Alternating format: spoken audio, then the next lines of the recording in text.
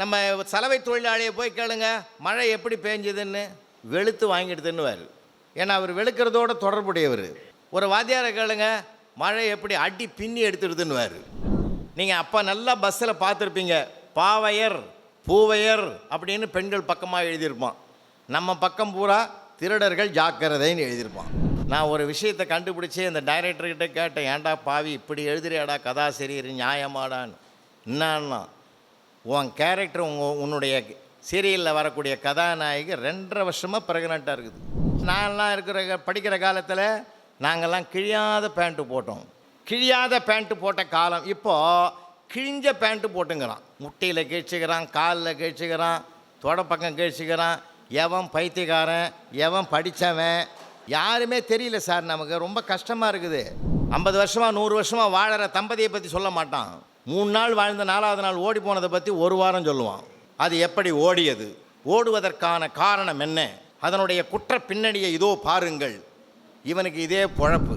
6ஆம் கிளாஸ் வந்த பையன் அட்மிஷன் ஆனான் சார். அவனையே கேட்டான், முதல் கிளாஸ்லேயே கேட்டேன், ஒரு நல்ல குடிமகனுக்கு எதிராக வேணும்னு ஊருகான்ட்டான் சார். பெற்றோர்களும் சொல்லாதீங்க, உங்கள் அத்தை பையன் என்னமா படிக்குது பாருறா, உங்கள் பெரியப்பா பிள்ளை என்னமா படிக்குது பாரு. அவன் கேட்பான், நமக்கு சொல்ல முடியாமல் மனசுக்குள்ளே வைப்பான். அவன் என்னென்ன தப்பு பண்ணுறான்னு உனக்கு தெரியுமா அப்படின்னு நான் மனசுக்குள்ளே நினைப்பான். காந்தியும் வெங்காயமும் ஒன்றுன்னு எழுதுனான். சண்டாளப்பாவி காந்தியை போய் வெங்காயத்துக்கிட்ட ஒப்பிடுறாருன்னு நான் கேட்டேன். சார் படிங்க சார், சரியா அடுத்தது படிங்க சார். அப்போ தான் எழுதியிருந்தான், காந்தியும் வெங்காயமும் ஒன்று தான், காரணம் உரித்தவனையே அழ வைப்பது வெங்காயம், தன்னை உதைத்தவனையே விரட்டிய பெருமை காந்தியடிகளுக்கு உண்டுன்னு எழுதியிருந்தான். மேதகு அப்துல் கலாம் இடத்துல என்ன சொல்லுது, நேரடி டீலிங். அமெரிக்காவுக்கு வந்துருங்க, பல மில்லியன் கோடி டாலர் உங்கள் ஃபேமிலிக்கு கொடுத்து செட்டில் ஆக்கிடுறோம். ஒரே வார்த்தை சொன்னார், என் உடலும் உயிரும் இந்திய மண்ணுக்கே சொந்தம்னு சொன்னார். முதல்ல இந்த அருமையான பிள்ளைகளை 12 ஆண்டுகள் இந்த பெற்றோர்கள் சாதாரணமாக சரித்திரம் படைக்கலை. எல்கேஜியிலிருந்து நான் எனக்கு தெரிஞ்சு தாத்தா பாட்டி தான் பைய தூக்கி போனான் பிள்ளைகளுக்கு பின்னாடியே. சில நேரங்களில் அப்பா தூக்கிட்டு போனார், பல நேரங்களில் அம்மா தான் தூக்கிட்டு போகும். எல்கேஜியில் இருந்து ராசி இன்ஜினியரிங் காலேஜ் வரைக்கும் வந்திருக்கிற பெற்றோர்கள் ஒரு நல்ல பிள்ளைகளை பின்னாலே தொடர்ந்து போய் உருவாக்கி ஒரு நல்ல கல்லூரி வளாகத்தில் ஒரு நல்ல மனிதர் தலைமையிலே ஒப்படைத்திருக்கிறீர்கள் என்றால் அதற்கு உறுதுணையாக இருந்த அன்பு பிள்ளைகளே, மாணவர்கள் மட்டும் தங்கள் பெற்றோர்களுக்காக ஒரு கைத்தட்டல் கொடுங்க. பத்தலை.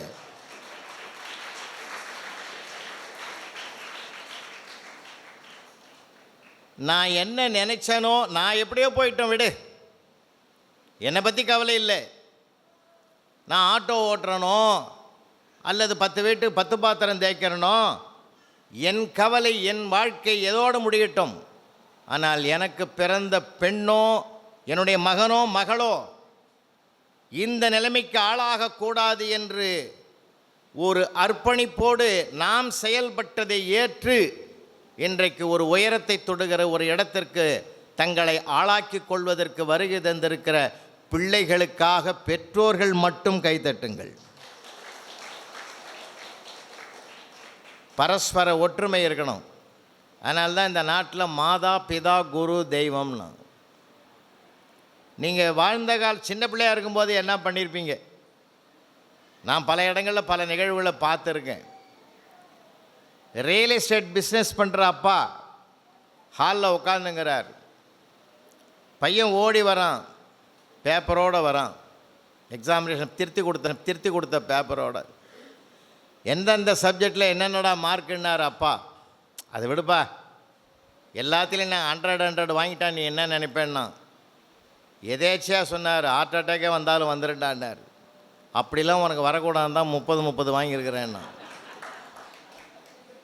அப்பாரு அவரே, அதாவது அந்த பையன் எவ்வளோ புத்திசாலித்தனமாக இருக்கிறான்னு பாருங்கள். தன்னுடைய பாதகமான சூழ்நிலையை கூட சாதகமாக்கி கொள்ளுகிற புத்தி கூர்மை அந்த பையனுக்கு இருப்பதாகத்தான் நான் பார்ப்பேன். இது பாரு இப்படி பேசுது அப்படின்னு நீங்கள் பார்ப்பீங்க. திறமை வேறு, புத்திசாலித்தனம் வேறு. 100க்கு 100 மார்க் கையில் வாங்கிட்டு வர்றது முழு திறமை. ஆனால் 30 வாங்கினாலும் வாங்கின அந்த 30க்காக அடி வாங்காமல் தன்னை பாதுகாத்துக்கிறான்னு, அதுக்கு பேர் தான் புத்திசாலித்தனம். ரெண்டும் இருக்கணும்.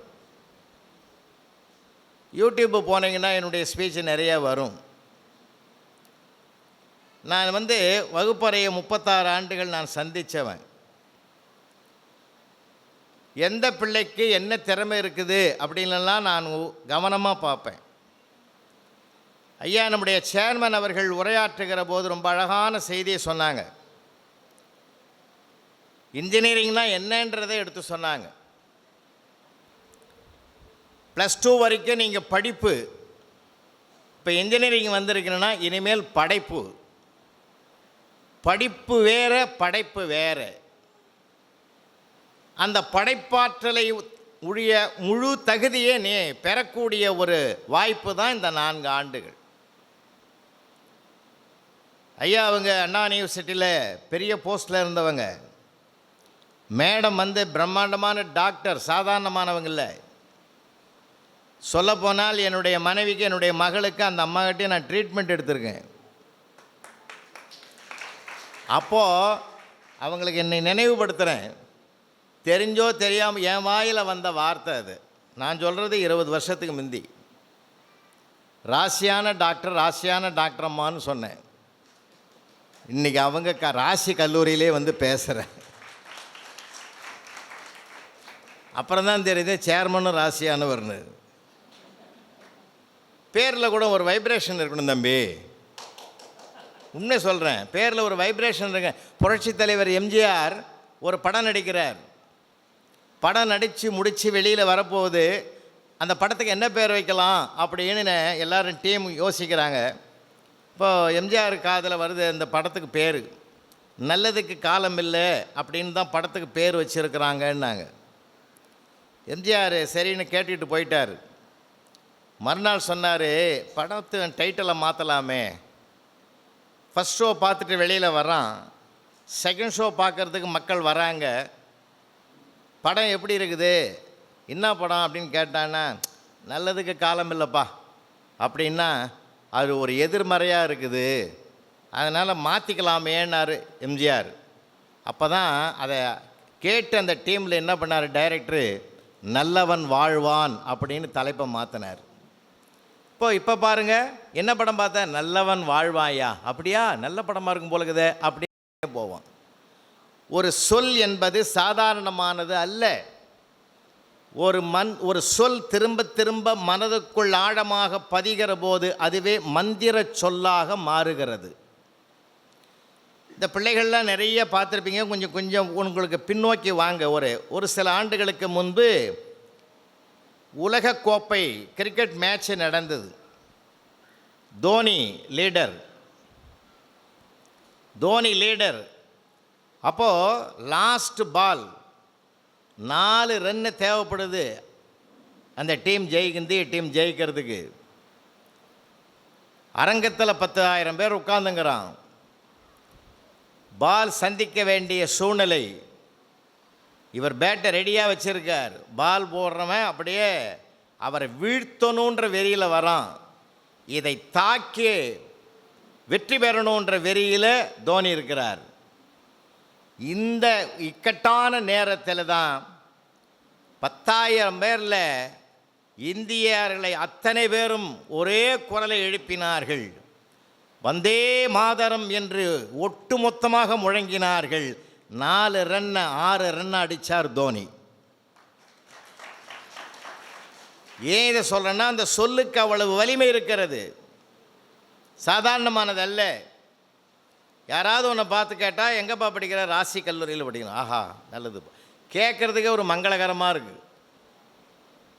நல்ல வார்த்தை, நல்ல சொற்கள் மனிதனை அடையாளப்படுத்தும். அதுக்காக சொல்ல வரேன். உண்மையிலேயே இந்த கல்லூரி அந்த பெயரை சூட்டிய பெருமையை நான் வாழ்த்துகிறேன், வணங்குகிறேன். அதுக்கு அடுத்த கட்டம், உள்ளே நுழையிற போதே நான் எல்லா காலேஜுக்கும் போகிறோம்பா. இன்னும் 2-3 நாளில் கூட நான் அடுத்த வாரம் கிருஷ்ணா காலேஜுக்கு வரேன். நான் வருஷம் ஒரு 10 வருஷமாக தொடர்ந்து சிஐடி குன்றத்தூர் போகிறோமே. ஆர்எம்கே ஆர்எம்டி போகாத எல்லா கல்லூரிக்கும் போகிறேன்.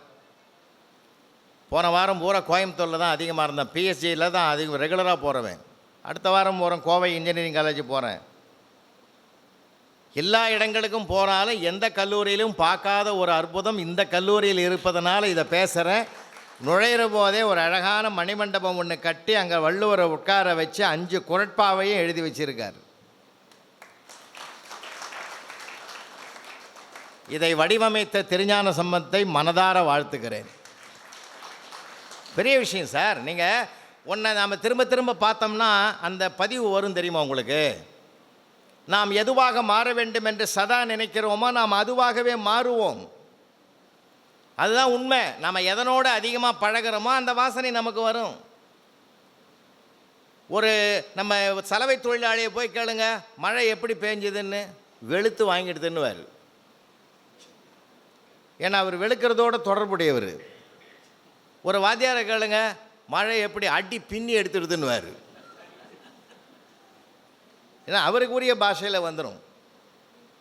ஏன்னா நம்ம எதனோடு பழகுகிறோம் அந்த அந்த பதிவு நமக்கு வந்துடும். அதனால தான் நல்லவங்களோட பழகணும்னு பெரியவங்க சொல்லி கொடுப்பாங்க. அப்படி உள்ள நுழையிற போதே வள்ளுவர் ஒரு இடது பக்கமாக ஒரு பார்வை பார்த்துட்டு அந்த 5 குறளை வேறு பதிவு பண்ணியிருக்கிறார். முதல் குறள் கற்க கசடர கற்பவை கற்றபின் நிற்க அதற்கு தக. 5வது குறள் மனத்துக்கண் மாசு இலனாதல் அனைத்து அரண் ஆகலு நேரபெற. இந்த 2 குறள்லையே முடிஞ்சு போச்சு வேல்டு. ரொம்ப அருமையாக தேர்வு செஞ்சு அதை எழுதியிருக்காங்க. எனக்கு ரொம்ப பிடித்த குறள் இந்த முதல் குறள். 1330 குறள்லேயே அற்புதமான குறள் அது. ஒவ்வொரு குறளுக்கும் ஒரு மகத்துவம் இருக்கிறது. ஒவ்வொரு குறளுக்கும் ஒரு ஸ்டோரி சொல்லுவேன். ஒவ்வொரு குறளுக்கும் ஒரு வாழ்க்கையை சொல்லலாம், அது வேறு விஷயம். ஆனால் அந்த ஒரு குறளுக்கு மட்டும் ஒரு அற்புதம் இருக்கிறது.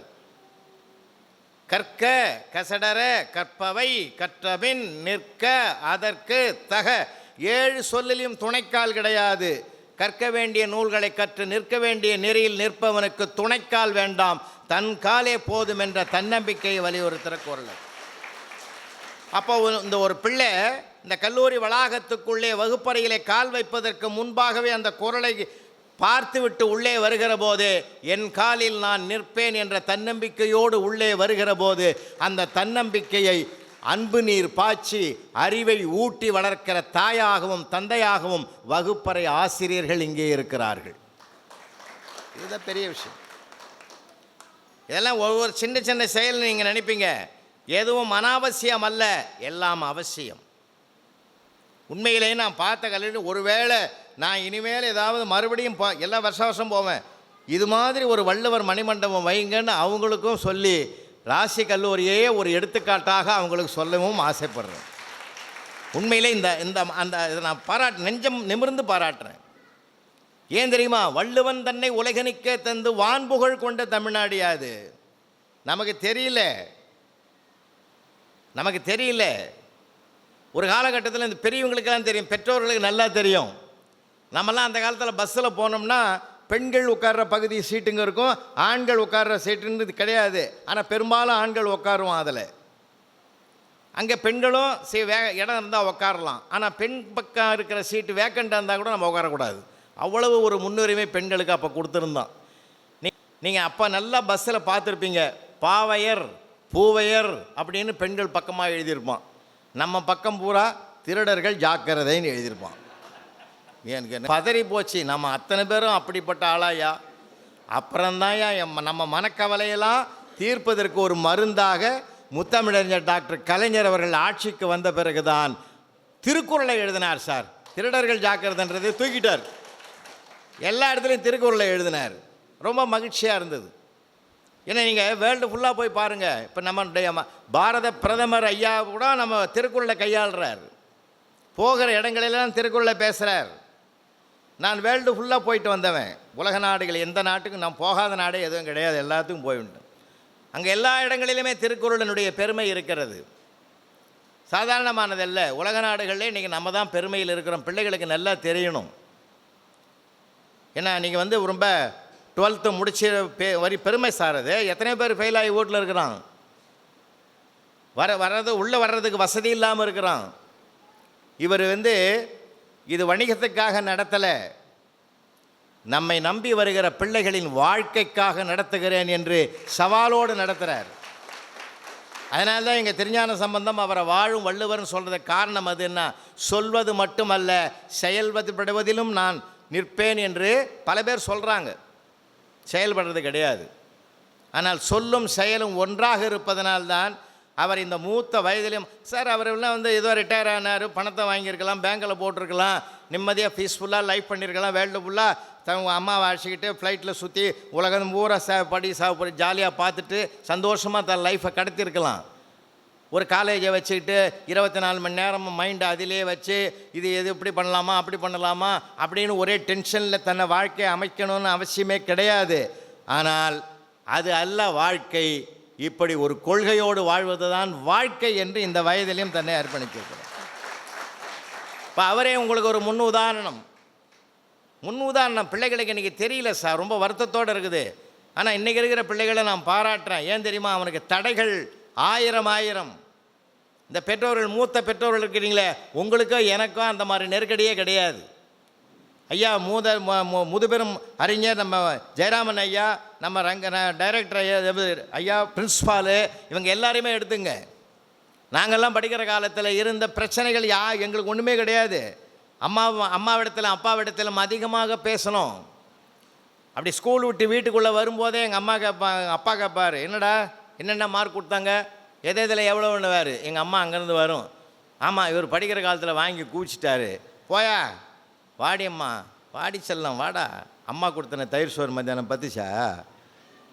எங்கள் அம்மா எப்பயும் அடிவயிறை பற்றி தான் யோசிக்கும், எங்கள் அப்பா அறிவை பற்றி யோசிப்பார் இல்லையா? அந்த பசித்தால் இந்த பிள்ளைக்கு அறிவு வேலை செய்யாது என்ற ரகசியம் அந்த தெய்வத்துக்கு தான் தெரியும். அப்படி இருந்த காலம் எங்கள் காலம். இப்போ அப்படி இல்லையா? அம்மாவும் அப்பாவும் பேசக்கூட நேரம் இல்லை, எல்லாமே போய் ஒரு இடத்துல அடங்கி ஒடுங்கி அறிவை மொத்தத்தையும் அடமான வச்சுட்டு உக்காந்துங்குது வீடு. ஒரே ஒரு வெளியில் வந்தால் ஷேட்டுக்கிட்ட தான் அடமானம் வைப்பான். இப்போ அவனும் தானே கொண்டு போய் வாலண்டியாக கொண்டு போய் அந்த டிவி பெட்டியில் அடமானம் வச்சுட்டான் மொத்தத்தையும். ரொம்ப வருத்தமாக இருக்குது. விளையாட்டுக்கு சொல்லலை, சீரியல் உலகத்தில் மயங்கி கிடக்கிற சமுதாயம். இதையும் மீறி நம்ம பிள்ளை படித்து ஜெயிச்சு மார்க் வாங்கி ஒரு பொறியாளனாக இன்ஜினியராக நான் மாறுவேன் என்று வந்திருக்கிறான் பத்தியா, அந்த பிள்ளைகளை பாராட்டணையா. உண்மை.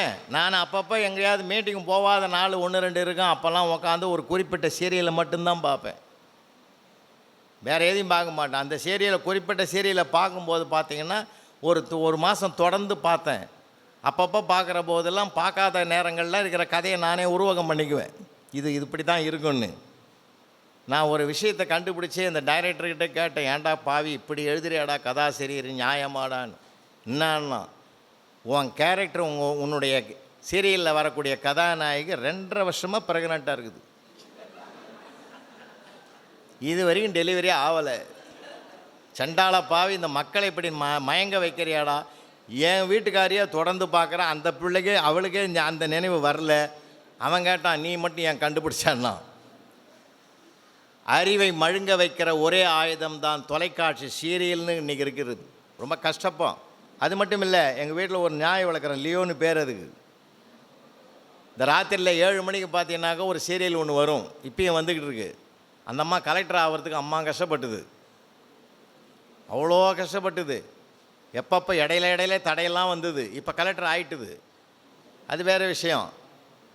ஏன்னா அது ஆகிறதுக்கு முன்னாடி ஒரு நாள் ஒரு சீரியலில் ஒரு சீன் வருது. அப்போது 2 முகமூடி போட்டவன் அந்த அம்மாவை கடத்துகிறான். சார் நீங்கள் எங்கள் கூடவே உட்காந்து பார்த்துன்னு இந்த நாய், எங்கள் நாய் எழுந்து குறைக்குது சார். வேறு அந்த முகமூடி போட்டவனை பார்த்து குறைக்குது. நான் திரும்பி பார்த்தா அதிர்ச்சி ஆகி போச்சு. சீரியல் அதுக்கு புரியுது. ரொம்ப மோசமாக போயிட்டுதுடா இந்த நாடு நினச்சி அப்படியே மனசு கொஞ்சம் சங்கடமாக தான் இருந்தது. ஆனால் மறுநாள் சங்கடம் அதிகமாக போச்சு. ஏன் தெரியுமா? 7 மணி ஆனதை நாங்கள் அப்படி நடக்கிறோம், அது டிவி முன்னாடி படுத்துக்கிச்சு சார். அது ஏதான் பாவலா விதி எப்படா கண்டுபிடிச்சேன்னு அப்போ தான் நான் யோசித்தேன்.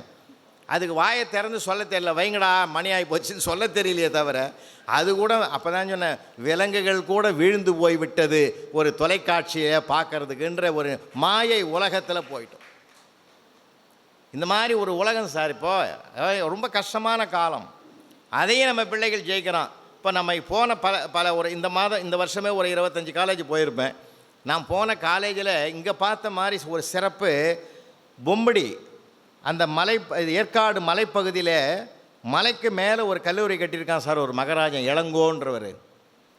உண்மையிலே அந்த இளங்கோவை நான் பாராட்டிட்டு வந்தேன். இந்த இளங்கோன்றவர் ஒரு காலேஜ் கட்டியிருக்கிறார், பொறியியல் கல்லூரி. இயற்கை சூழ்நிலை என்ன ஆச்சரியம் தெரியுமா? பழங்குடி இனத்தை சார்ந்த பிள்ளைகள் எல்லாம் மலையிலே தான் வாழறான். நகரம்னா என்னன்னு தெரியாது அவனுக்கு. பழங்குடி இனத்தை சார்ந்த பிள்ளைகள் அங்கே கிட்டத்தட்ட ஒரு 250 பேர் அட்மிஷன் வாங்கி உள்ளே உட்காந்து. எனக்கு கொஞ்சம் சங்கடமாக இருந்தது. ஒரு காட்டுப்பகுதியாக இருக்குது, அவன் கேட்பானா கேட்க மாட்டானான்னு. உள்ளே போய் அந்த பிள்ளைகளை பார்த்த உடனே எனக்கு ஒரு மகிழ்ச்சி, உற்சாகம், ஊக்கம் பெருக்கெடுத்தது. காரணம் என்னென்னா அவ்வளவு பிரைட்டாக இருக்கிறான் பெண் பிள்ளைகளும் ஆண் பிள்ளைகளும். பழங்குடி இனத்தை சார்ந்த பிள்ளைகள் சொல்லவே முடியாது சார், அப்படி இருக்கிறான். இன்னும் சொன்ன போனால் அந்த ஆம்பளை பாய்ஸ்லாம் பார்க்குறேன், எனக்கு ரொம்ப ஆச்சரியம். முதல்ல நான் எந்த காலேஜுக்கு போய் எங்கே பேச போனாலும் அவன் தலையை தான் பார்ப்பேன். ஏன்னா எங்கள் கிராமத்துலேருந்து வந்தவன் நான். எங்கள் வரப்பெல்லாம் எங்கள் விவசாயி, எங்கள் அப்பாவே வரப்பு கழிப்பார். வரப்பில் 2 பக்கமும் அண்டை கழிப்பார். மண் வெட்டியால் கழிச்சுட்டு அப்படியே விடுவார். அந்த நடுவில் புல் அப்படியே வரும். பல கல்லூரிகளை பார்க்குறான், பசங்க தலையும் அப்படி தாங்குது, 2 பக்கமும் அண்டை கழிச்சுக்கிறான். அப்படியே குருவி கூடு கட்டுற மாதிரி மேலே ஒரு வைக்கப்போர் போட்டு வச்சுருக்கான். ஒரு வேளை அந்த பழங்குடி இனத்தை சார்ந்த பிள்ளைகளும் அப்படி இருப்பார்கள் என்று நான் தவறான கண்ணோட்டத்தில் உள்ளே போனேன். நான் தோற்று போய்விட்டேன். அவர்கள் ஜெயித்து விட்டார்கள். அவ்வளவு டீசெண்டாக உட்காந்துருந்தான் சார். உண்மையிலே நெஞ்சார பாராட்டினேன். ஏன் தெரியுமா? அன்பு பிள்ளைகளே, நீங்கள் வைக்கிறீங்கன்னால நான் குறை சொல்லலை, உங்கள் மேலே தப்பு இல்லை. சமூகத்தினுடைய சிக்கல் அது. ஏன் தெரியுமா? உங்கள் அப்பா எல்லாம் உட்காந்துங்கிறாங்க. உங்கள் அப்பா என்ன பண்ணார்? நான்லாம் படிக்கிற காலத்தில் நாங்கள்லாம் கிழியாத பேண்ட்டு போட்டோம். எங்கள் அப்பா நல்லா ஞாபகங்குது. 7th படிக்கும்போது என்னை கூட்டின்னு போனார் ஒரு ஜவுளி கடைக்கெல்லாம். போய் கிராமத்து பக்கம் தான் சின்ன ஜவுளி கடை. எங்கள் அப்பா நல்ல கெட்டிக்காரன்னு நினச்சின்னு ஒரு கேள்வி கேட்பார். எப்பா ஒரு கிழியாத பேண்ட்டு துணி எடுன்னார். அப்போ நான் அப்பயே ஆரம்பிச்சிட்டேன் அந்த வேலையை. கம்முன்னு கேட்டுன்னு இருந்தேன். எவ்வளோ வேணும்னா 1.25 மீட்டர் கொடு அப்படின்னாரு. நான் கேட்டேன், கிழியாத பேண்ட்டு அவர் கேட்குறாரு, 1.25 மீட்டர் எப்படி கிழிப்பேன்னு. அதிக பிரசங்க தான் நம்ம பேசாத வாயை மூடுன்னார் எங்கள் அப்பா. கிழியாத பேண்ட்டு போட்ட காலம். இப்போது கிழிஞ்ச பேண்ட்டு போட்டுங்கிறான். முட்டையில் கிழிச்சிக்கிறான், காலில் கிழிச்சிக்கிறான், தொட பக்கம் கிழிச்சிக்கிறான். எவன் பைத்தியக்காரன், எவன் படித்தவன் யாருமே தெரியல சார். நமக்கு ரொம்ப கஷ்டமாக இருக்குது. கொடுமை. இப்போ ஜீன்ஸு பெண் பிள்ளைகளும் அந்த மாதிரி போட ஆரம்பிச்சிடுது. ரொம்ப வருத்தமாக இருக்குது. ஏன் தெரியுமா இதை நான் சொல்ல வரேன்? சமுதாயத்தின் அது குற்றமாக இருக்கலாம். எவனோ ஒரு வடநாட்டு நடிகன் வாங்குகிற காசுக்கு தன்னை அலங்கோலப்படுத்தி கொள்கிறான். அது நமக்கு வாழ்க்கைக்கு உதவாது. 2வது விஷயம், இந்த 4 வருஷம் நீங்கள் முடிச்சுட்டு வெளியில் போய் ஒரு கம்பெனியில் நிர்வாகத்தில் நீங்கள் இணைங்கிற போது 2 முக்கியமான விஷயம். நீங்கள் அறிவையும் தாண்டி 2-3 விஷயம் இருக்குது, நிறையா சொல்லணும்னு தான் என் கடமையாக. அது என்ன தெரியுமா? உன் தோற்றம்தான் முதல்ல அவன் மனசில் இடம் பிடிக்கணும். கிளாஸ் ரூமில் கூட நான் சொல்லுவேன், ஆசிரியர்களுக்கெல்லாம் நான் பயிற்சி எடுக்கிறேன். ஒரு ஆசிரியர் எப்போ ஜெயிக்கிறார் தெரியுமா? சமீபத்தில் அதை நான் உண்மைன்னு கண்டுபிடிச்சேன். ஒரு இன்ஜினியரிங் காலேஜில் ஒரு பையனை கொண்டு போய் நான் சேர்த்தேன். 2007 ஒரு கொள்கைக்கோடு வாழ வேண்டும் என்று கருதி 12 பெண் குழந்தைகளை தத்தெடுத்து கொண்டு வருடந்தோறும் அவர்களை படிக்க வைத்து கொண்டிருக்கிறேன். என்னுடைய கூட்ட வருமானத்திலிருந்து அவர்களுக்கு கொடுக்குறேன். அதில் ஒரு பையனுக்கு இந்த ஆண்டு உதவணும்னு சொல்லி முடிவெடுத்து அவனை கொண்டு போய் இன்ஜினியரிங் காலேஜ் சேர்க்குற போது கெமிஸ்ட்ரியில் ஹையஸ்ட் மார்க் வாங்கியிருக்கான். மற்றதெல்லாம் திட்டமாக தான் வாங்கியிருக்கிறான். எப்படா ஹையஸ்ட் மார்க் வாங்கியிருக்க கெமிஸ்ட்ரியில்? அந்த மேடத்தை எனக்கு ரொம்ப பிடிக்கும் சார்னா. உண்மையிலே நான் பாராட்டினேன். ஏன் தெரியுமா? அப்போ ஒரு உண்மையை கண்டுபிடிச்சேன். ஆசிரியரை பிடித்தால்தான் அவருடைய நடத்துகிற பாடமும் பிடிக்கும். உண்மை. என்ன பிடிக்கலைன்னா நான் என்ன தான் சொன்னாலும் அவனுக்கு பிடிக்காது. அதனால தான் நான் சொல்கிறது, அவனை ரசிக்கணும், அவனை ரசிக்கணும், அவனை பாராட்டணும். நம்ம எப்பயுமே எடுத்த உடனே குறைகளை பார்க்குறோம். நிறைகளை பார்க்க பழகிட்டோம்னா குறைகள் தானாக மறையும் என்பதிலே எனக்கு கொள்கை உடையவன் நான். பிள்ளைகள்லாம் நிறைய பாராட்டணும். இப்போ அதுதான் சொல்கிறேன், இன்ஜினியரிங் என்பது சிந்தனை படிப்பது மட்டுமல்ல, மார்க் வாங்குவது மட்டுமல்ல, அதையும் தாண்டி மதிப்பு வாங்குவதற்கு தயாரிக்கிற படிப்பு தான் பொறியியல் படிப்பு, இன்ஜினியரிங் படிப்பு. அதில் ரெண்டு விஷயம் இருக்குது, தொழில் வேறு, தொழில்நுட்பம் வேறு. டெக்னாலஜி இன்றைக்கி வளர்ந்துக்கிட்டே போகுது, டெக்னாலஜி வளர்ந்துக்கிட்டே போகுது, எங்கே போய் நிற்கும்னே தெரியல. அதுக்கு ஒரு கட்டுப்பாடே கிடையாது. ஆச்சரியமான விஷயம், மேதகு அப்துல் கலாம் பொக்ரான் அணுகுண்டு சோதனை நிகழ்த்தினார். பொக்ரான் அணுகுண்டு சோதனை நிகழ்த்தின மறுநாள் தான் அமெரிக்கா தன் வாய் திறந்து சொல்லியது இந்தியா வல்லரசாகும் என்று. அது வரைக்கும் அவன் வாயை திறக்கலை. பொக்ரான் அணுகுண்டு சோதனை ஏன் வாய் திறந்து சொன்னான் தெரியுமா? நாசா ஆய்வுக்கூடம் இருக்குதே, விண்வெளி ஆய்வுக்கூடம், நாசாவினுடைய ஆய்வுக்கூடம் இருக்குது இல்லையா, உலகத்தில் இப்போ இந்த ராசி கல்லூரியில் இந்த மேடையில் என்ன நடக்குதுன்னு அவன் பார்க்க ஆசைப்பட்டான்னா அடுத்த செகண்டே அதுக்கு தெரியும். அவ்வளவு தொழில்நுட்பம், வலிமை வாய்ந்த தொழில்நுட்பத்தோடு செயல்படுகிறது தான் நாசா. அங்கே நான் 2 நாள் இருந்தவன், 2015 2 நாள் இருந்தேன். அப்போ தான் மேதகு அப்துல் கலாம் அவர்களை இன்னும் இன்னும் இன்னும் உயரத்தில் கொண்டு போய் நான் நேசித்தேன். காரணம் என்ன தெரியுமா? அடுத்த வினாடியே அறிவிக்கக்கூடிய ஆற்றல் படைத்த நாசாவினுடைய விஞ்ஞான கண்களையே பொக்ரான் அணுகுண்டு சோதனை நிகழ்த்திய போது 45 மணித்துளிகளுக்கு பிறகுதான் நாசாவுக்கே தெரிய வந்தது என்றால், அந்த நாசாவையே தோற்கடித்த பெருமை நம்ம ராசா மேதகு அப்துல் கலாம் அவர்கள் தான். இதெல்லாம் நமக்கு தெரியாது பிள்ளைகளுக்கு. இன்னமும் கலாம் இருந்தார், ஜனாதிபதியாக இருந்தார், அதுதான் உங்களுக்கு தெரியும். எவ்வளோ பெரிய விஷயம். இன்னொரு விஷயம் உங்களுக்கு தெரியாத ஒரு உண்மை இருக்குது. அவன்லாம் எவன் பேப்பரில் போடுறான், எவன் டிவியில் சொல்கிறான், எவன் செய்தியில் சொல்கிறான், இதெல்லாம் நல்லது சொல்ல மாட்டான். 50 வருஷமாக 100 வருஷமாக வாழற தம்பதியை பற்றி சொல்ல மாட்டான். 3 நாள் வாழ்ந்த 4ஆவது நாள் ஓடி போனதை பற்றி 1 வாரம் சொல்லுவான். அது எப்படி ஓடியது, ஓடுவதற்கான காரணம் என்ன, அதனுடைய குற்ற பின்னணியை இதோ பாருங்கள். இவனுக்கு இதே பொழப்பு. கெட்டதையே காட்டி டிஆர்பி ரேட்டு பெறதை விட நீ காட்டாமலே இருக்கலாம். கேவலம் இல்லை இது, ரொம்ப ரொம்ப கேவலமாக இருக்குது. நல்லதை காட்டணையா. பொக்ரான் அணுகுண்டு சோதனையை நிகழ்த்திய வெற்றியை கண்ட பிறகுதான் அமெரிக்கா அவரை விலை பேசியது. மேதகு அப்துல் கலாம் இடத்துல என்ன சொல்லுது? நேரடி டீலிங், அமெரிக்காவுக்கு வந்துருங்க, பல மில்லியன் கோடி டாலர் உங்கள் ஃபேமிலிக்கு கொடுத்து செட்டில் ஆக்கிடுறோம். ஒரே வார்த்தை சொன்னார், என் உடலும் உயிரும் இந்திய மண்ணுக்கே சொந்தம்னு சொன்னார்.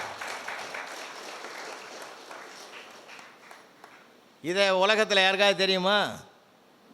தெரியாது. பாலம் கிருஷ்ணமூர்த்தின்னு கேள்விப்பட்டிருப்பீங்க, பாலம் கிருஷ்ணமூர்த்தின்னு கேள்விப்பட்டிருப்பீங்க. அவரெல்லாம் பாடத்திட்டத்தில் கொண்டாருனையா. நான் டெக்ஸ்ட் புக் ஆத்தர், அவரெல்லாம் கொண்டு வரணும்னு ஆசைப்பட்றவன். நான் கொண்டு வந்துடுவேன். அவர் வாழ்நாளில் தான் பணத்தை எல்லாமே ரிட்டையர்மெண்ட் வந்த பிற்பாடு பல லட்சம் ரூபாயை அப்படியே ஃபண்டாக கொடுத்து எல்லா ஏழை குழந்தைகள் படிப்புக்கும் கொடுத்துட்டார்.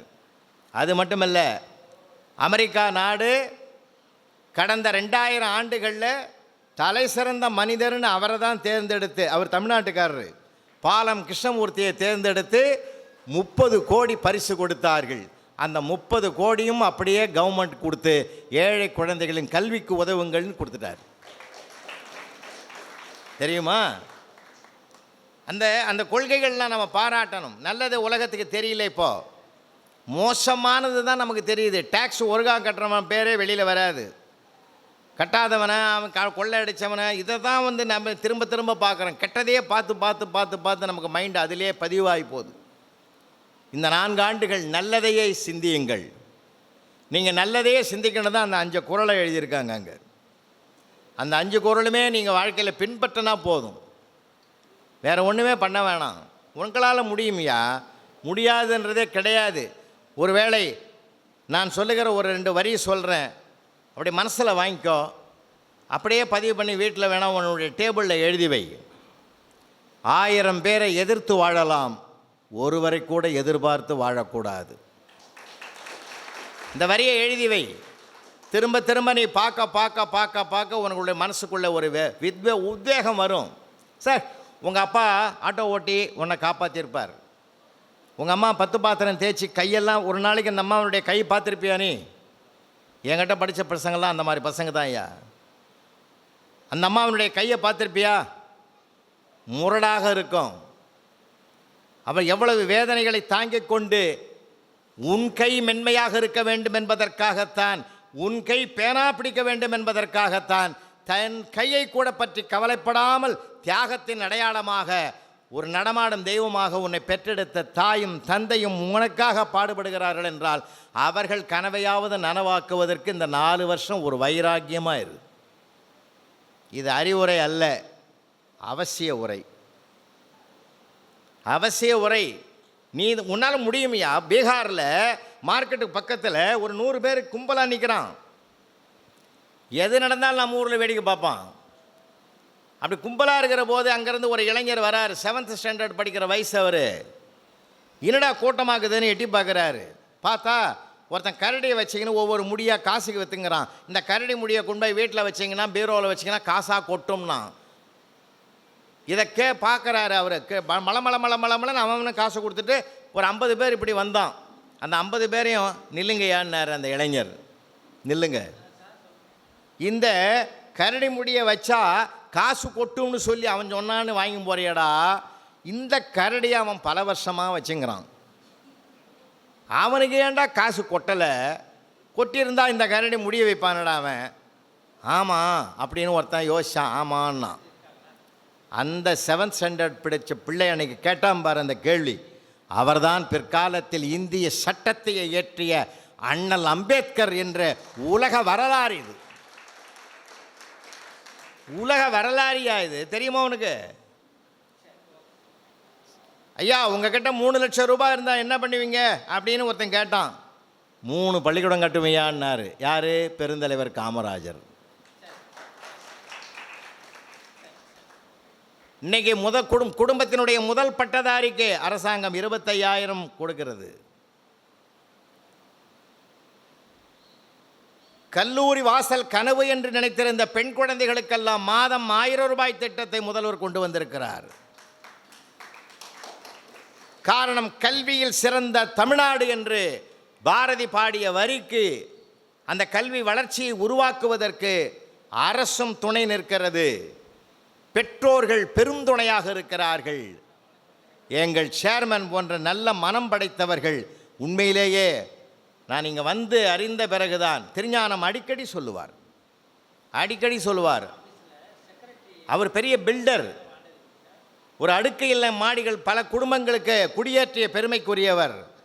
பல ஃப்ளாட்ஸுங்களை கட்டி பல வீடுகளுக்கு விளக்கேற்றி வைத்த பெருமை திருஞான சம்பந்தம் அவர்களுக்கு இருக்கிறது. லைன்ஸ் கிளப்பில் பெரிய பொறுப்பில் இருந்தவர். லைன்ஸ் கிளப் மூலமாக பல பிள்ளைகளுடைய ஆதரவற்ற பிள்ளைகளுக்கெல்லாம் ஆதரவு கரத்தை நீட்டியவர். அவருக்கு உறுதுணையாக இருந்து இன்றைக்கி செயல்படுறதுன்றது. இன்னும் சொல்ல போனால் அந்த அறிவிப்பாளர் அந்த அம்மாவை அழகாக சொன்னாங்க ஒரு செய்தி. அவங்க தாத்தா முதுபெரும் அறிஞர் அருணாசலம்.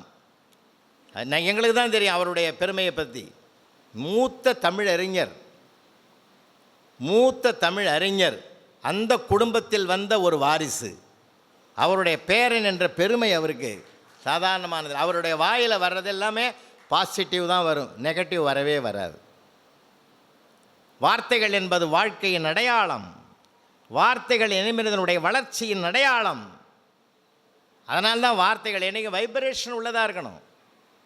அதனால தான் நான் சொன்னேன், அந்த வந்தே மாதரம் என்ற வார்த்தை சாதாரணமானது அல்ல. ஒரு நம்முடைய உணர்வு இருக்க வார்த்தை இருக்குது, மாற்றானை கூட மனம் மாற வைக்கும். இன்றைய இளைஞர்களுக்கு அது தெரியல. நிறைய பேர் நடிக்கிறவன் பின்னாடி நம்ம ஓடுறோம். நடிக்கிறவன் ஒரு காலத்தில் நமக்கு நல்வழி காட்ட மாட்டான். கிட்ட போனால் தான் தெரியும் உங்களுக்கு. அது அருகில் போனால் தான் தெரியும் அந்த ஆபத்து எவ்வளவுன்னு. ஆனால் இந்த நாட்டில் நடந்து காட்டிய பிள்ளைகள் எவ்வளவு இருந்தாங்க தெரியுமா? அந்த சரித்திரத்தை எல்லாம் நம்ம கொண்டு வந்து நிற்கலை, வந்து பிள்ளைகளுக்கு நம்ம கொண்டு போய் சேர்க்கலை. அது நம்ம குற்றமும் இருக்குது. பகத்சிங், சுகதேவ், ராஜகுரு, வாஞ்சிநாதன், திருப்பூர் குமரன் எழுச்சி வாய்ந்த இளைஞர்களையா. ஒரு ஒரு நிகழ்ச்சி ஒரு வரியில் நீ உள்வாங்கிக்கணும்னு ஆசைப்படுறேன். உனக்கு நண்பனை நீ தேர்வு செய்தால் அப்படி உணர்வுபூர்வமான உண்மையான நண்பனை தேர்வு செய்து கொள்ள வேண்டும். ஏன்னா நட்பு இல்லாமல் வாழ முடியாது. இந்த 4 ஆண்டுகளுக்கும் உனக்கு ஒரு ஆதரவாக ஒரு நல்ல நண்பன் வேணும். நல்ல நண்பன் யார் தெரியுமா? உனக்கு ஒரு சிக்கல் வந்தால், உனக்கு ஒரு கஷ்டம் வந்தால், கடவுள் பார்த்துக்கு வர்றா கவலைப்படாதேன்னு சொல்கிறவன் நல்ல நண்பன் அல்ல. பிரச்சனையா, கஷ்டமா, நான் இருக்கிறேன் கவலைப்படாதரா, நான் இருக்கிறேன் கவலைப்படாத, நான் தீர்த்து வைக்கிறேன் அப்படின்னு சொல்கிறவன் தான் உண்மையான நல்ல நண்பன். அப்படிப்பட்ட நல்ல உணர்வுடையவனை தேர்வு செய்து கொள். அப்படி அந்த நண்பன் நமக்கு மிக பெரும் துணையாக ஆதரவாக இருப்பான். அதனால் வாழ்க்கையில் எவ்வளவு விஷயங்கள், இவ்வளோ பேர் வேலையத்து போய் உங்களுக்கு பேசலை, ஏதோ ஒரு இனாகரல் தொடக்க விழான்னு ஒன்று வச்சுட்டு பிள்ளைகளுக்கு 2-3 விஐபி வச்சு ஒரு சம்பிரதாயத்துக்கு சடங்குக்கு ஒரு விழாவை வச்சுட்டு அப்படியே ஒரு கிளாஸ் ரூமுக்கு போவோம் அனுப்புறதுக்கு, அதுக்காக அல்ல இது. நீ 4 ஆண்டுகளும் திசை மாறாமல் இருக்க வேண்டும் என்பதற்காகத்தான் இது. 4 வருஷம் உனக்கு வகுப்பில் தான் சார். தம்பிகளாக உங்களுக்கு ஒன்றே ஒன்று சொல்கிறேன், பெண்களுக்கும் சொல்கிறேன், எல்லாம் ஒன்றே ஒன்று சொல்கிறேன். இனி இந்த 4 ஆண்டுகளுக்கு உனக்கு தாயும் தகப்பனும் ஐயா சேர்மன் அம்மாவும் திரும்ப இதே தான்.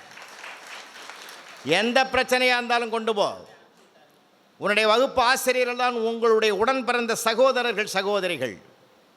ஏன்னா மாதாவுக்கும் பிதாவுக்கும் கூட இன்றைக்கு உலகத்தில் எடுத்து சொல்லவும் நேரமில்லை என்பதல்ல, அதை பொறுமையாக கேட்கிற பக்குவம் இல்லாத சூழ்நிலையில் இந்த சமூகம் இருக்கிறது. ஆனால் வகுப்பறை தான் உங்களுக்கு வழிகாட்டும். வகுப்பறை தான் நாளைய உலகத்திற்கு நீங்கள் இருட்டில் செல்லாமல் வெளிச்சத்தில் செல்ல வழி கொடுக்கும். அதனால தான் நான் சொல்கிறேன், நீ மார்க்கை கண்டுபிடிக்கிறத விட ஒன்றை கண்டுபிடிப்பதற்கு உன்னை தயார்படுத்திக்கொள். மார்க் பெறுவது முக்கியமே இல்லை. இந்த 4 வருஷத்தில் ஒன்றை கண்டுபிடித்து உலகம் என்னை பாராட்ட வேண்டும் என்று நினை. ஏன் முடியாது? விழுப்புரத்தில் ரயில்வே ஜங்ஷனுக்கு பக்கத்தில் இருக்கிற ரயில்வே போர்டு ஸ்கூலில் படித்து இன்னைக்கு நிலவில் சந்திரயான் 3 கொண்டு போய் 3 நிறுத்தி லேண்டரை கொண்டாந்து நிறுத்தி இருக்கிறாரு வீரமுத்துவேல். ஸ்டேட் ஃபஸ்ட் வாங்கலை, சென்ட்ரல் ஃபஸ்ட் வாங்கலை, சிபிஎஸ்சில் படிக்கலை, சாதாரணமான ரயில்வே போர்டு ஸ்கூலில் படித்து இன்றைக்கு பல்வேறு துறைகளில் தன்னை ஈடுபடுத்தி கொண்டு அந்த உற்சாகத்தோடு ஊக்கத்தோடு இன்றைக்கு உலகமே இந்தியாவை பாராட்டுகிற அளவுக்கு ஒரு உயரிய சிகரத்தை தொட்டிருக்கிறார்னா அந்த வரிசையில் உன்னாலும் வர முடியும். அதனால்தான் ஐயா ஜெயராமன் ஐயா அழகாக சொன்னார், தாழ்வு மனப்பான்மையை தூக்கி எறி. என்னால் முடியுமா முடியாதா அப்படின்னு நினைக்காத. உனக்குள்ளே இருக்குது, நிறைய திறமை இருக்குது. சார் கை வரல கால் வரல, ஊனமானவர் பிறப்பெடுத்தோன்னு அவன் ஒதுங்கல ஐயா. ஊனமான பிறப்பெடுத்தோன்னு பல பிள்ளைகள் ஒதுங்கலை. எனக்குள்ளும் ஒரு அபரிமிதமான ஆற்றல் இருக்கிறது என்று அவர்கள் கூட சவால் எடுத்துக்கொண்டு சரித்திரம் படைக்கிற காலம் இந்த காலம். எல்லாரும் சொன்னாங்க, கூகுள் நிறுவனத்தினுடைய தலைவரை பற்றி நிறைய, அவர் எத்தனை கோடி சம்பாதிக்கிறார் அத்தனை கோடி சம்பாதிக்கிறாருன்னாங்க. அவர் எங்கே படித்தார்? சென்னையில் அசோக் நகரில் ஜவஹர் வித்யாலயா மெட்ரிக் பள்ளியில் படித்த பிள்ளை தான். எங்கே படித்தா என்ன ஐயா? அண்ணா யூனிவர்சிட்டியில் தான் படித்தா நடக்குமா? அல்லது எம்ஐடியில் படித்தா தான் நடக்குமா? அதெல்லாம் கிடையாது. எங்கே படித்தாலும் நீயா இரு, நீயா இரு, நிச்சயமாக நீ வெற்றியாளனாக வருவே. ஒரு சில வரிகளை உங்களுக்கு சொல்லணும். நான் ஹியூமரிஸ்ட், நான் நகைச்சுவாக பேசுகிற ஆள். நான் உன்னிடத்தில் பொழுதுபோக்குவதற்காக நான் விரும்பவில்லை, உன்னை பழுது பார்க்க வேண்டும் என்பது தான் இந்த பேச்சை நான் பேசிக்கிட்டு இருக்கேன். அதான் ஐயா சொன்னார், தாழ்வு மனப்பான்மையை தூக்கி எறின்னார். நீங்கள் எல்லாருக்கும் திறமை இருக்கீங்க, எல்லாருக்கும் பெருமை இருக்கியா? சாதாரணமானதில் நான் ஒரு காலத்தில் 4 புத்தகம் நகைச்சுவை புத்தகங்கள் எழுதினேன். அதில் கூட முதல் புத்தகத்தில் எழுதியிருக்கேன். ஏன்னா என்னுடைய கிளாஸ் ரூமுக்கு வெறும் வகுப்பறையாக மட்டும் பார்க்க மாட்டேன். அறிஞர்கள், தலைவர்கள், பெருந்தலைவர்கள் எல்லாம் 6வது விட்டு நான் 20 வருஷம் 25 வருஷமாக நான் வெளியே அடுத்த கிளாஸுக்கு போகலை. ஏன்னா பெருந்தலைவர்கள் பூரா அங்கே தான் இருக்கிறான். இன்றைக்கி ரொம்ப சங்கடப்படுறாங்க வாத்தியாருங்கள்லாம். என்ன ஆசிரியர்களெல்லாம் நான் தெய்வமாக வணங்குறேன் ஐயா. இன்றைக்கி உண்மையிலேயே ஆசிரியர் மேலே தப்பு கிடையாது, அவர் ஆசிரியராக தான் இருக்கிறார். சமூகம் அப்படி இருக்குதா? போன வாரம் ஒரு வாத்தியார் வந்து என்கிட்ட ரொம்ப கஷ்டப்பட்டார். சார் நீங்கள்லாம் ரிட்டையர் ஆகி போட்டிங்க, நல்லா இருந்தது, நல்ல காலம் பொற்காலம், எங்களுக்கெல்லாம் நாங்கள்லாம் ரொம்ப சிரமப்படுறோம். என்னையா சொல்லியான்னு 6ஆம் கிளாஸ் வந்த பையன் அட்மிஷன் ஆனான் சார். அவனையே கேட்டான், முதல் கிளாஸ்லேயே கேட்டேன், ஒரு நல்ல குடிமகனுக்கு எதிராக வேணும்னு ஊர்கான்ட்டான் சார். ரொம்ப வருத்தப்பட்டார். சமுதாயத்தில் அவன் என்ன கற்றுக்கிறான் பார்த்தீங்களா? ரொம்ப ரொம்ப சங்கடமான காலம்ன்ற நான். செல்ஃபோன் ஒன்று போதும் சீரடிப்பதற்கு, ஆனால் அவசியமான கருவி அது. அனாவசியத்துக்கு தான் உலகம் பயன்படுத்துது. அதனால் இன்றைக்கி இருக்கிற நாம் கொஞ்சம் எச்சரிக்கையாக இருக்கணும். நம்மை சுய கட்டுப்பாட்டுக்கு கொண்டு வரணும். சுய கட்டுப்பாடு நிறைய உதாரணம் சொல்லலாம். சுய கட்டுப்பாட்டில் தான் மேதகு அப்துல் கலாம் ஜொலித்தார். சுய கட்டுப்பாட்டுனால தான் மகாத்மா காந்தி ஒற்றை மனிதர் இந்த இந்தியாவுக்கு விடுதலை வாங்கி கொடுத்தார். ஐயா சொன்னார், பாப்புலேஷனில் அதிகமான நாடுன்னு சொன்னார். உண்மை. இன்றைக்கி வேர்ல்டுலேயே முதல் மக்கள் தொகையில் அதிகமான நாடு எதுனா இந்தியா தான். இது வரைக்கும் சீனா இருந்தது. நாம் கொஞ்சம் தப்பிச்சு சீனா தான் முதல் இடம், நாங்கள் 2வது தான் அப்படின்னு இருந்தோம். இப்போ என்னாச்சு? சீனா பின்வாங்கி போச்சு. மக்கள் தொகையிலையும் இது அதிகமான நாடு.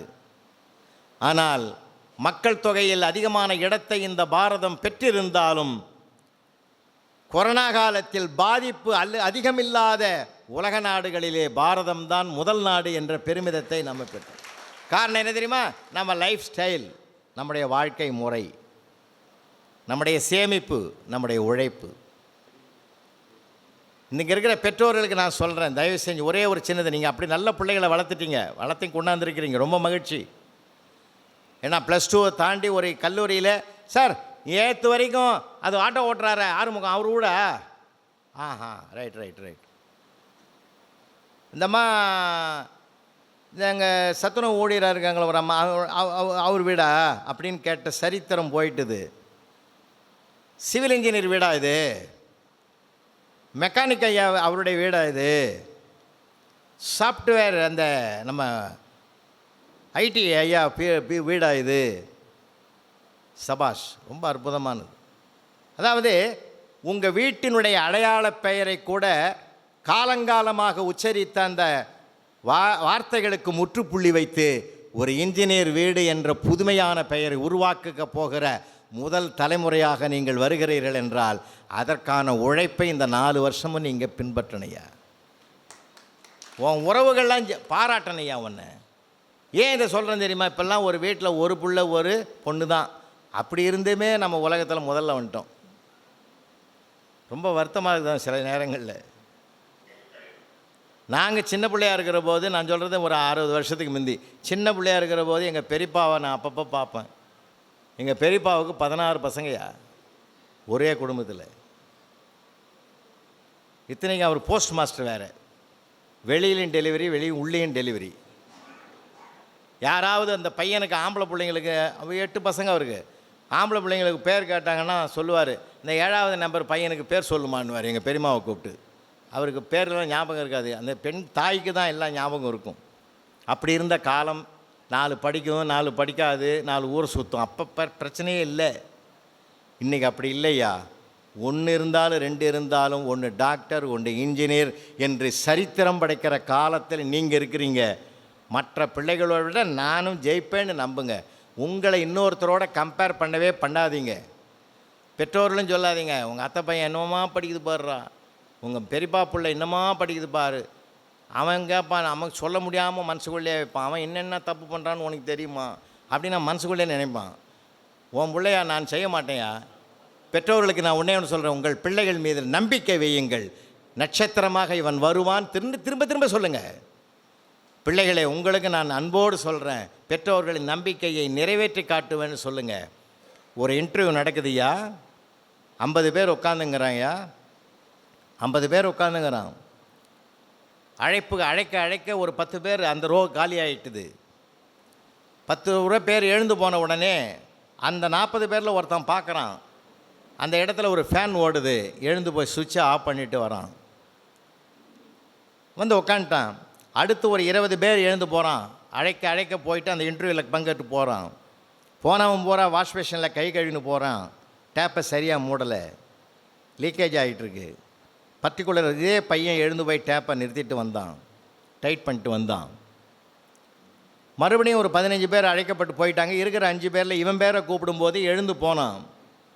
ஏற்கனவே போனவன்லாம் கையில் இருந்த பேப்பரை கிழிச்சு போட்டு போனான்.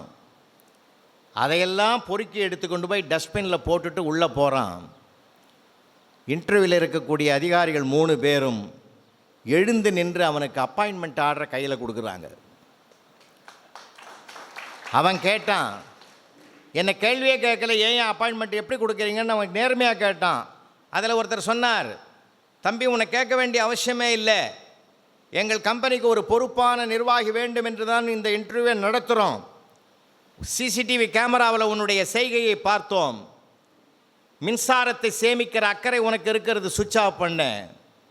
தண்ணீரை சேமிக்க வேண்டும் என்ற ஆர்வம் இருக்கிறது, அந்த டேப்பை மூணு. சுற்றுப்புற சூழல் சரியாக இருக்க வேண்டும் என்று நாட்டுப்பற்று உன்னிடத்தில் இருக்கிறது, பேப்பரை குப்பைகளை கொண்டு போய் குப்பை தொட்டியில் போட்டுட்டு வந்த. இதை விட எனக்கு என்னையா வேணும், நீ அப்பாயின்மெண்ட் ஆர்டரை வாங்கிக்கோன்னாங்க. அந்த அப்பாயின்மெண்ட் ஆர்டரை வாங்கிட்டு வெளியில் வந்து அந்த பிள்ளை கண் கலங்கி அழறான். அப்போ அதில் இன்டர்வியூவில் இருந்த ஒரு பெரியவர் கேட்டார், ஆனந்தப்பட வேண்டிய நேரத்தில் ஏன் அழுகிறாயின்னு கேட்டார். ஐயா, எங்கள் அப்பாவை இப்போ நினச்சி பார்க்குறேன்.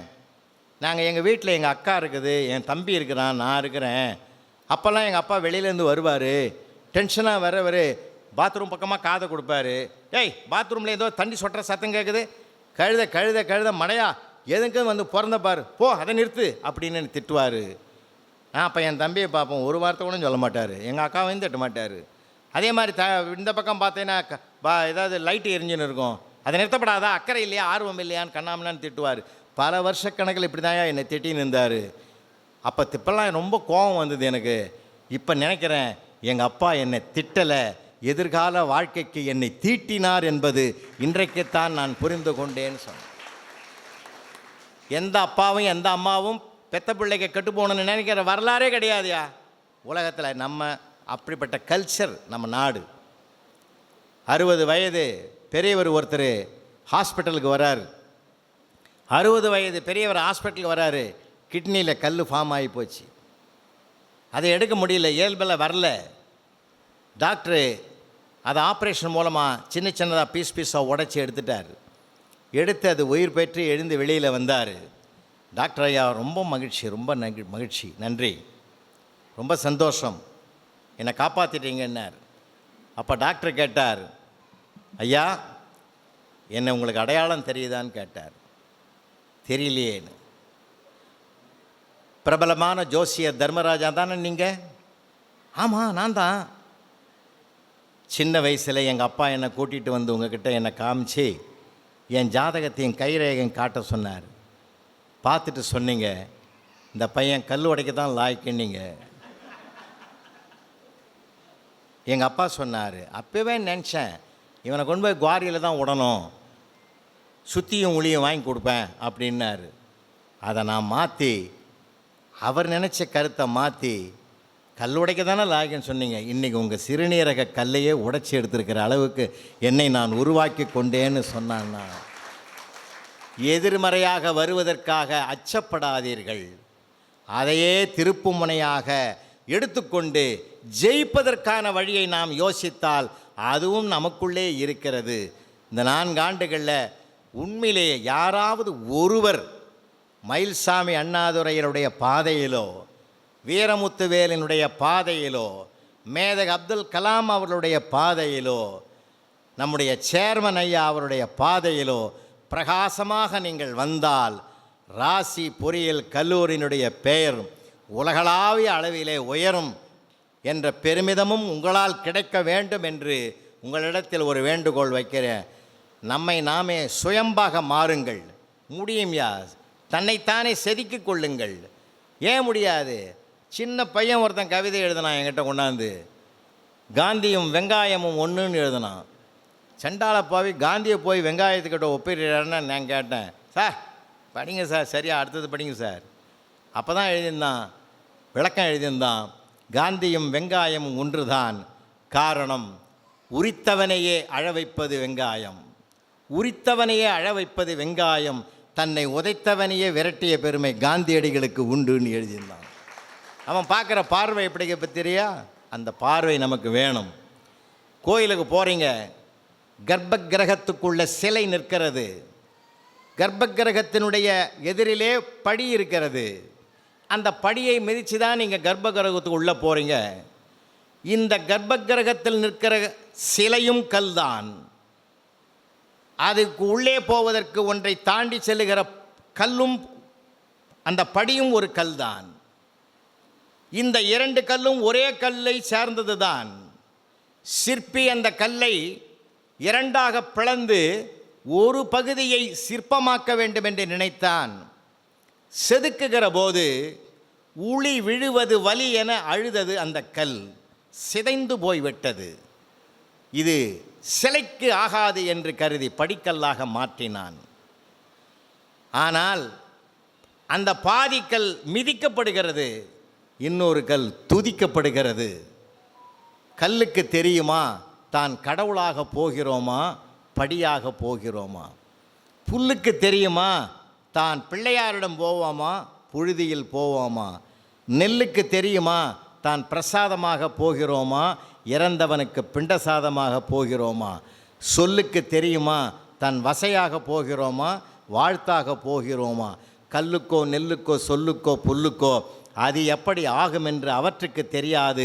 அதை பயன்படுத்துகிற மனிதனால்தான் அதனுடைய உயர்வும் தாழ்வும் அமைந்திருக்கிறது என்றால் 4 ஆண்டுகளில் நீங்கள் எந்த பிரிவை எடுத்திருந்தாலும் நீங்கள் அதை ஒரு படைப்புக்குரிய நிலைக்கு அதை பயன்படுத்தி பிரகாசமாக உலகமே உங்களை பாராட்டுகிற வகையிலே 1350 படைப்புகளை இந்த உலகுக்கு தந்த விஞ்ஞானி தாமஸ் ஆல்வா எடிசனை போல நானும் ஒன்றை உருவாக்கி என் பெயரையும் உலகம் உச்சரிக்க நான் முனைவேன் என்று அந்த தொழில் வேறு தொழில்நுட்பம் வேறு.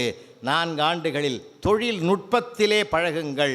உங்களுக்கான ஆதரவை சேர்மன் அவர்களும் திருமதி அம்மா அவர்களும் முதல்வர் அவர்களும் டைரக்டர் அவர்களும் டீன் அவர்களும் வைஸ் பிரின்சிபால் அவர்களும் பேராசிரியர் பெருமக்களும் என்னுடைய பாராட்டுதலுக்குரிய அருமை நண்பர் திருஞான சம்பந்தம் ஒரு ஆர்வமிக்க மனிதர், அக்கறையுள்ள மனிதர். அவரிடத்தில் 2 கொள்கைகள் உண்டு.